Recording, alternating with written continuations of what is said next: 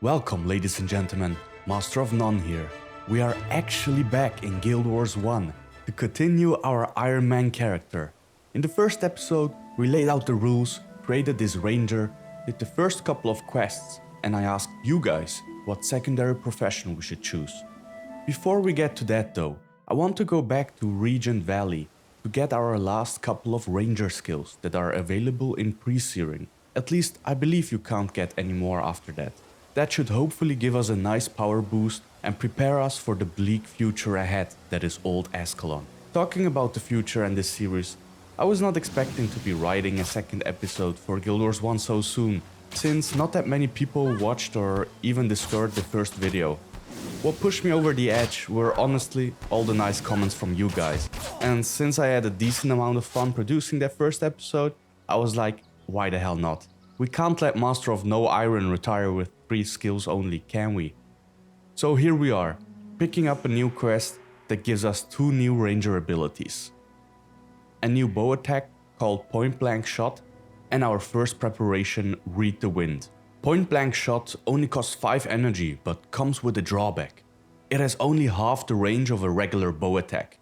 Nonetheless, it's nice to have another attack with a low energy cost, since I'm running out of energy quite quickly with Power Shot. Our other skill, Read the Wind, is a special kind of buff, or more specifically, a preparation. Only one of these can be active at a time, and this one increases the damage of our bow attacks by a little bit and makes our arrows fly twice as fast. Not a very exciting skill, to be honest, so I hope we get a better preparation soon.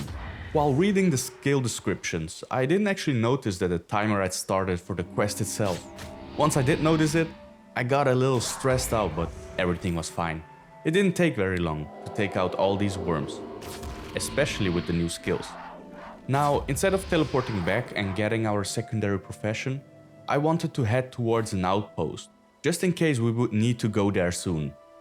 There is this whole meta game to Guild Wars 1 which I always loved. You can only teleport to outposts and not to explorable areas. So when you are out and about for the first time and have no idea where everything is, finding an outpost can be so rewarding. I always loved the sense of exploration this game used to give me back in the day. You'd see a portal from far away on the minimap, and you were just hoping that it would be an outpost, especially at the very beginning where I was running around with terrible builds in Nightfall and would often be at minus 60% health and energy because I kept dying. Now, sadly, I can't really delete parts of my brain and I know where most of the outposts are, so I won't ignore it. It's also a great opportunity to farm some more worn belts from the bandits. Hopefully by the time we reach Fort Ranik, we can afford to exchange them for a belt pouch. Inventory space is really starting to become a big problem, and because I forgot to sell a couple of things at the outpost, I had to start dropping white weapons, which aren't worth a lot anyway, but still. I do find this merchant in the wild though, and we also have quite a few blue weapons that still have to be identified.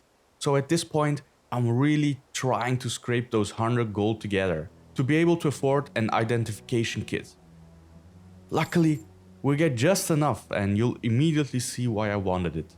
A lot of these unidentified blue weapons sell for a couple gold, but after identification, there is a chance that they have the improved sale value trait, making them worth a lot more. After my inventory finally stops looking like it belongs to a PvP streamer, I continue to Fort Ranik and then teleport back to Ashford to get our belt pouch. At this point we have gathered way more worn belts than we would ever need. Still check out all the other items the collector sells, just in case, but everything is pretty worthless, so I'll be selling the rest to a vendor. Man, I love getting bigger inventory space in old MMOs. Such a good feeling reward with an immediate impact. It always reminds me of those early World of Warcraft levels. I'll definitely be saving up gold to buy more bags as soon as we leave the tutorial.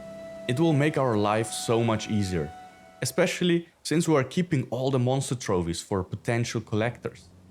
After expanding our inventory, I teleport back to Ascalon City to talk to the profession guy and see where I have to go.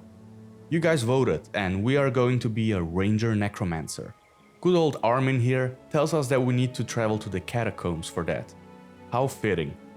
I also redistributed our attribute points a bit since we leveled up in the meantime as well, and I felt like the points into Beast Mastery were pretty much wasted as long as we didn't have any specific skills for it.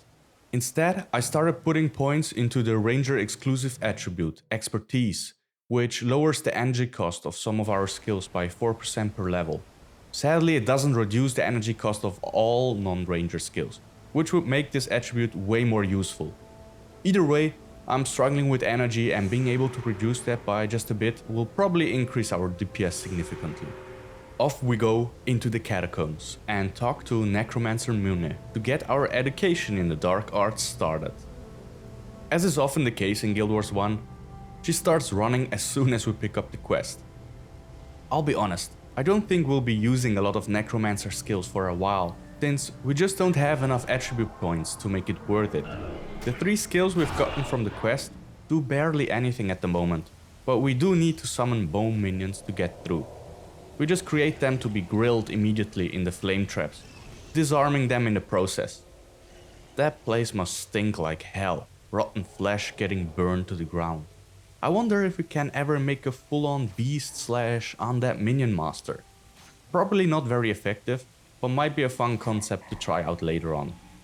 The quest is easily finished by killing the Tomb Nightmare and then running back to the quest giver. Now we are officially a necromancer as a secondary profession.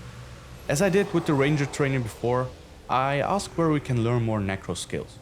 Even if we might not end up using any, I still want to get them just in case. And also because they are free as a quest reward. I have to say, recording this series actually makes me want to jump onto my main account and play there. I still haven't finished my 50 out of 50 Hall of Monuments rewards, because whenever I go back to Guild Wars 1, I always start a new character and thus never get any titles maxed. One day maybe. It will probably require a couple hundred hours and tons of gold, so not sure if I will ever actually do it, but I would like to have that title in Guild Wars 2. In the next episode, we are going to hunt down the last couple necro skills, and I might just do some more quests before leaving this beautiful place. Thank you for watching, and hope to see you in the next one.